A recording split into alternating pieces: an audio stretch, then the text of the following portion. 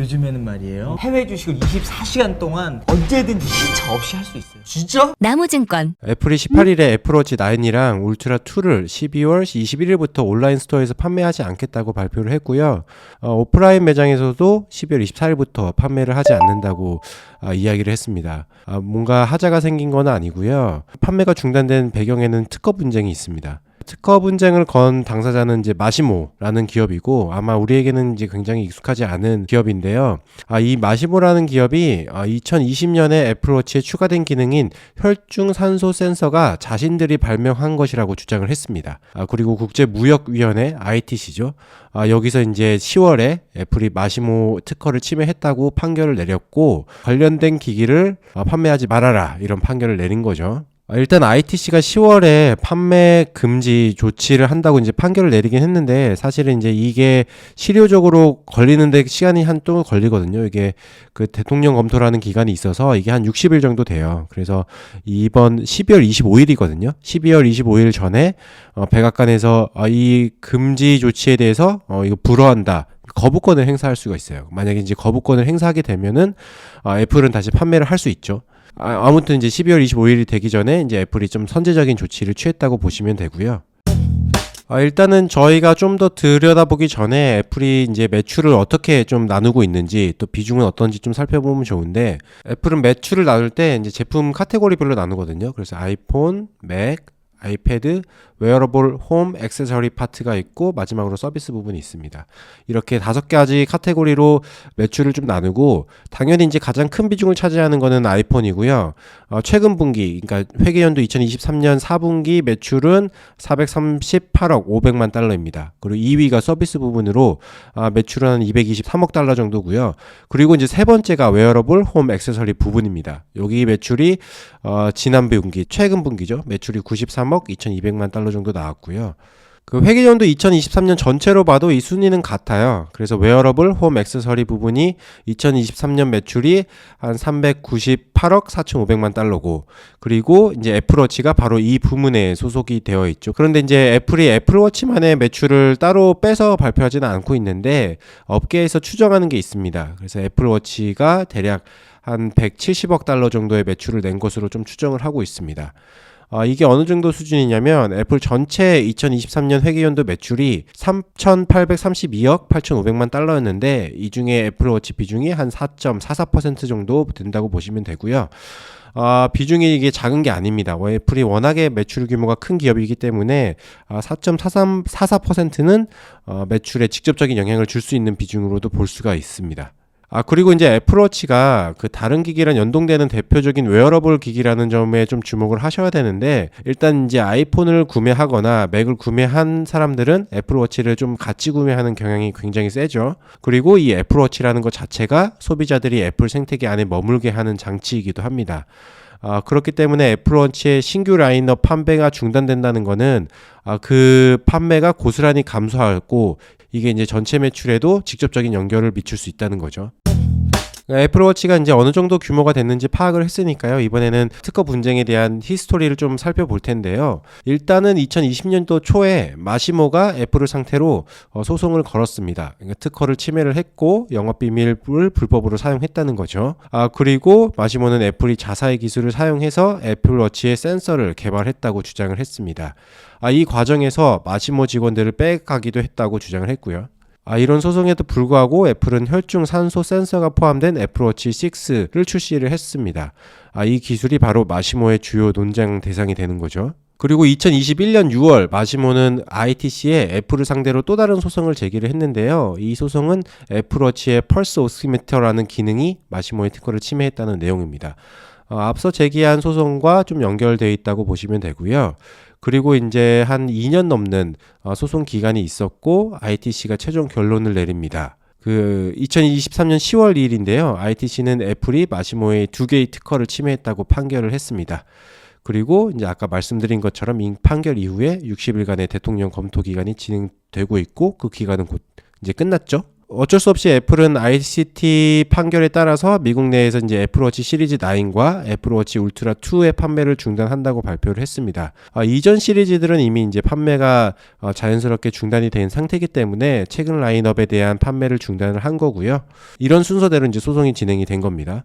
쟁점이 된 특허는 마시모가 소유한 펄스 옥시미터라는 특허인데요.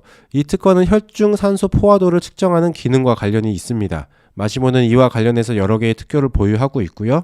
ITC의 판사는 애플이 한 개의 특허를 침해했다고 판결했습니다. 마시모가 주장한 다른 4개의 특허 침해에 대해서는 인정하지 않았고요. 여기서 이제 우리가 마시모에 대해서 좀 더 짚고 넘어가지 않을 수 없는데요. 이 마시모는 그 캘리포니아주 어바인에 본사를 둔 미국 기업입니다. 의료기술 및 IT기기 기업이고요. 주로 광학기술을 이용한 비침습적 센서, 좀 말이 어렵죠. 그리고 환자관리, 원격 의료 플랫폼 등 환자 모니터링 장치와 기술을 개발하고 있습니다. 여기서 우리가 주목할 단어는 비침습적 센서인데요.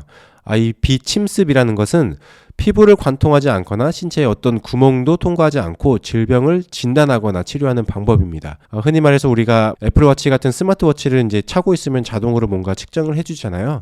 그런 기술이라고 보시면 되고요. 그래서 마시모의 펄스 옥시메트리는 이 부분이거든요. 저희가 이제 좀 친숙한 부분이긴 한데 약간 빛이 나요. 그래서 그 빛을 이게 적색과 적외선의 발광 다이오드 빛인데 이것을 사용해서 빛의 흡수 정도를 측정을 합니다. 그리고 이를 산소와 결합된 헤모글로빈 분자의 비율이랑 변환을 해서 동맥 산소 포화도라는 것을 계산해내는 구조고요. 마시모도 애플처럼 스마트워치 제품 라인업을 두고 있습니다. 그래서 마시모 W1 스포츠 그리고 마시모 W1 메디컬이라는 제품이 있고요. 좀 애플워치랑 좀 유사하게 생겼고 뒷면도 상당히 좀 비슷하게 생겼습니다. 그래서 좀 툭 튀어나온 부분에서 뭐 빛 같은 것도 나고 거기서 뭔가 정보를 수집하는 그런 구조입니다. 그래서 우리한테 중요한 거는 그러면 이제 애플이 이런 애플워치 사태를 잘 대응할 수 있느냐는 건데요. 사실은 이제 판결이 나오고 이제 명령이 나왔으니까 좀 시간이 없는 편이에요. 당장에 판매가 중단이 되고 얼마큼 빨리 판매를 시작할 수 있을지 이 문제를 어떻게 해결할 수 있을지가 이제 관건인 거죠. 애플은 이제 두 가지 방법으로 좀 이 부분을 해결을 할 수가 있습니다. 첫 번째 방법은 애플 워치를 손보는 방법인데요. 블룸버그 보도에 따르면 애플의 엔지니어들이 이 알고리즘을 좀 수정하는 작업을 하고 있다고 해요. 그러니까 마시모가 특허를 침해했다고 주장하는 부분을 스스로 좀 알고리즘을 바꿔서 극복을 하려는 시도로 볼 수가 있고요. 사실 이게 좀 쉬운 문제는 아닌데 그 제품을 만들기까지 굉장히 오랜 시간이 걸렸잖아요. 뭐 하나하나 제품을 개발해내는데 아주 오랜 시간이 걸리고 엔지니어들이 뭐 모든 것을 다 연결을 하고 하드웨어랑 소프트웨어랑 어떤 그런 결합적인 부분도 염두에 두기 때문에 이 알고리즘 하나를 변경을 해서 특허 침해 부분만 딱 제외하는 게 굉장히 어려운 문제라고 합니다. 이게 어떤 정도 수준까지 가능한 건지 모르고 또 그래서 이제 일부에서는 하드웨어 변경이 아닌 소프트웨어 업데이트만으로도 애플워치 판매를 재개할 수 있지 않느냐는 의견도 나오긴 하는데 그게 또 어려울 수도 있다는 의견도 있습니다. 그 내용의 상당 부분이 바로 하드웨어와 관련된 부분이기 때문이죠. 하드웨어든 뭐 소프트웨어든 이걸 좀 바꿔서 판매를 재개하려는 노력이 첫 번째 방법이 될 수 있고요. 그 다음 방법은 좀 더 직관적인 방법인데 애플이 이제 마시모랑 합의하는 겁니다. 그래서 자기네들이 특허를 침해한 거를 인정을 하고 또 특혜 침해에서 발생한 뭐 피해금이라든가 아니면 애플이 마시모의 특허를 사용하는 데 드는 비용 같은 것을 뭐 합의금조로 아니면 보상금조로 제공을 하는 거죠.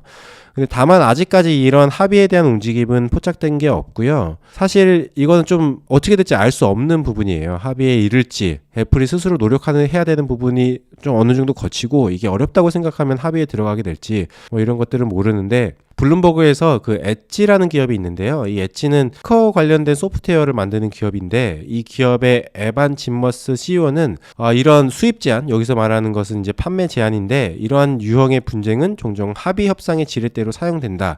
이렇게 좀 언급을 했습니다. 뭐 합의 가능성에 대해서도 좀 열어두고 있는 거죠. 그리고 이제 이 짐머만 CEO가 얘기한 것 중에 우리가 좀 눈여겨볼 게 있는데 이렇게 이 지경까지 이르기 전에는 일반적으로 이런 분쟁이 해결이 된다는 거죠. 그런데 이제 결국에 애플이 판매 중단을 하는 상태까지 이르렀다는 걸 보면 이 문제가 뭐 단순히 하드웨어, 소프트웨어 개정을 통해서 극복할 수 없는 문제일지도 모른다. 뭐 이렇게 언급하기도 했습니다. 결국 중요한 거는 우리가 이런 사태를 이용해서 어떻게 투자에 활용할지인데요. 일단은 백악관이 그 거부권을 행사할 가능성부터 좀 살펴봐야겠죠. 사실 오바마 행정부는 2013년에 미국 내 아이폰 판매 금지 조치에 대해서 거부권을 행사한 바 있습니다. 당시에 이제 우리나라 기업 삼성전자와의 특허 분쟁 때문에 일어났던 일인데 자국 기업인 애플의 손을 들어준 거죠. 근데 이번 케이스는 당시와는 좀 다릅니다. 미국 기업 대 미국 기업의 대결 구도가 있고 때문에 ITC 결정을 백악관이 거부하면서까지 논란을 일으킬 가능성은 좀 낮아 보인다고 볼 수 있습니다. 결국에 애플은 애플워치 매출에서 어느 정도 타격을 받을 수밖에 없고 12월 말부터 이제 판매가 중단이 된 거니까 이제 다음 분기, 다다음 분기 좀 따져보면은 특히 이제 2024년 1분기와 2분기 회계연도 분기 기준이고요. 이때 이제 좀 애플워치 판매 축소로 인한 뭐 결과값이 좀 재무제표에 등장을 할 것 같습니다. 이 사태 수습에 걸리는 시간이 어느 정도 될지를 좀 감안을 해야 되는데요. 업계에서는 뭐 하드웨어를 변경해야 될 경우 이제 다시 새로운 모델을 생산하고 배송하는 데까지 적어도 3개월 정도 걸린다고 보고 있습니다. 뭐 이 3개월은 이제 단순히 제품을 만들고 뭐 배송하는 데 걸리는 시간이고 관세에서 또 소모되는 시간이 있을 거고 뭐 여러 가지 추가적인 게 있을 수밖에 없다고 가정을 하면 대략적으로 한 2개 분기 정도에 걸쳐서 애플워치의 판매 금지 조치가 매출에 영향을 준다고 좀 볼 수가 있겠습니다. 이제 물론 애플워치가 차지하는 매출 비중이 한 4에서 5% 정도이기 때문에 애플 주가에 큰 폭으로 좀 영향을 미치는 건 아닌데 최근 이제 애플이 상황이 녹록한 건 아니죠. 중국 매출이 좀 부진하고 금리 인상으로 인해서 뭐 소비 여력도 좀 감소됐고 그런 와중에 이제 애플워치 판매마저 중단이 된 거기 때문에 지금 승승장구하고 있는 애플 주가지만 좀 하방 압력을 가하는 요소가 하나 더 추가됐다고 볼 수가 있겠습니다. 그래서 우리가 좀 주목해야 그러니까 투자자의 입장에서 우리가 주목할 것은 좀 애플만이 아니라 마시모를 좀 지켜봐야 될 건데요. 사실 이번 사태로 인해서 마시모의 주가가 애플보다는 훨씬 더 크게 변동을 할 수 있기 때문입니다. 일단은 이번에 승소로 인해서 마시모는 큰 성과를 거뒀죠. 일단 애플에 대해서 이겼고 그 다음에 그 특허를 관련해서 이제 추가적인 수익을 기대할 수도 있는 상황입니다. 일단 손해배상 소송 가능할 거고요. 또 애플과 합의를 통해서 뭐 보상금을 챙길 수도 있습니다. 또 매우 낮은 확률이지만 애플이 마시모를 인수할 수 있는 케이스도 뭐 생각해 볼 수 있습니다. 실제 애플은 과거에 마시모 인수를 추진한 바도 있었습니다. 홍보 효과도 있죠. 이번 소송을 통해서 마시모라는 기업을 전혀 몰랐던 전 세계의 수많은 투자자들이 마시모를 인지하게 된 거고, 뭐 이거는 뭐 사실은 어마어마한 홍보 효과를 누린다고 볼 수가 있겠습니다. 그래서 마시모 주가 보시면 그 10월 판결 이후에 천천히 오르다가 최근에 많이 올랐어요. 그래서 최근 1개월 한 20% 주가가 상승을 했고요. 이게 더 긴 시계열로 보면 마시모 주가는 한때 한 $300도 돌파를 했습니다. 한 2021년 11월 정도인데 그 당시와 비교해보면 지금 주가는 한 3분의 1 정도 수준이라고 보면 될 것 같습니다. 그리고 시가총액은 60억 8,800만 달러 정도인데 사실 미국 증시 기준으로 보면 굉장히 작은 수치입니다. 그래서 이제 이런 그 애플 초대형 기업이죠. 애플과의 관계에서 좀 어떤 업사이드가 있을지 좀 주목할 만한 케이스가 있을 것 같고요. 사실은 이제 애플은 특허 생태계에서는 굉장히 괴물 같은 존재예요. 애플이 세계에서 가장 많은 돈을 R&D에 쏟고 있고 또 특허 포트폴리오도 뭐 압도적이라고 볼 수가 있는데 때문에 이번 그 판매 중단에 이르는 이번 케이스는 굉장히 이례적인 케이스라고 볼 수가 있습니다. 사실 이제 애플 같은 경우에는 이런 리스크에 항상 노출이 돼 있거든요. 뭐 갖가진 특허 괴물이라는 뭐 이제 특허 소송만 전문으로 하는 펀드들도 애플을 공격을 많이 하고 또 애플이 걸쳐 있는 뭐 다방면의 사업 생태계에서 많은 특허 공격을 받는데 보통은 이런 판매 중단에 이르기 전까지 다 해결을 봅니다. 뭐 합의를 보든 뭐 특허를 사버리든 뭐 이런 걸로 이제 해결을 보는데 이번 케이스는 특이하게도 거의 끝단까지 와버린 거죠. 판매 중단이라는. 다만 애플의 기술적 능력이나 다각화된 제품 포트폴리오를 기반으로 봤을 때 애플이 이번 애플워치 사태를 원만하게 해결할 가능성이 가장 높겠죠. 물론 이제 애플 주가의 하방 압력은 가해지겠지만 그 정도는 심하지 않을 것으로 내다볼 수 있습니다. 오히려 우리는 마시모를 주목해 볼 필요가 있는데요. 애플이 이번 사태 해결에 버벅댈수록 마시모의 가치는 올라가게 될 겁니다. 애플의 대응 속도나 아니면 그런 방식들을 트래킹함으로써 우리는 마시모 투자에서 업사이드를 기대할 수 있을 것으로 보입니다. 머니네버슬립 뉴스레터와 네이버 프리미엄 콘텐츠 지금 바로 구독해보세요.